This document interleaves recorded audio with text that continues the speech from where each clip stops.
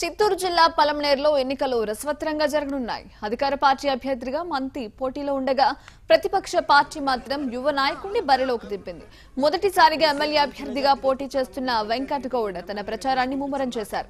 ఇప్పటికే సగానికి పైగా ప్రాంతాల్లో పర్యటించిన వెంకట్ గౌడ్ ప్రజలను ఆకర్షించే పనిలో నిమగ్నమయ్యాడు. అధినేత జగన్ సైతం వెంకట్ గౌడ్ విజయంపై ప్రత్యేక దృష్టి పెట్టినట్టు తెలుస్తోంది. ఇందుకోసం నేడు పలమనేరులో జగన్ ప్రచారం నిర్వహించనున్నారు. మరి పలమనేరు ప్రజలు అధికార పార్టీకి అవకాశం ఇస్తారా లేక యువ నాయకుడికి ప్రాతినిధ్యం వహిస్తారో చూడాలి.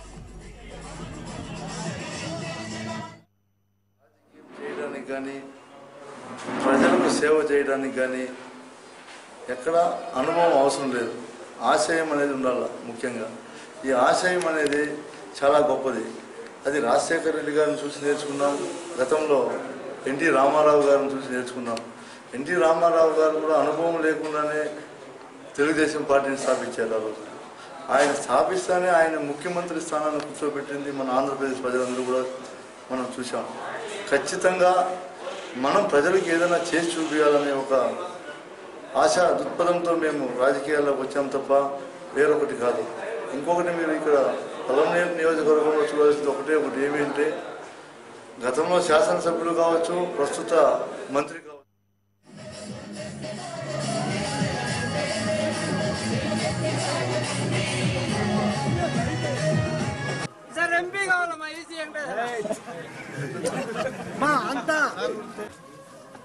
మంచి మెజార్టీ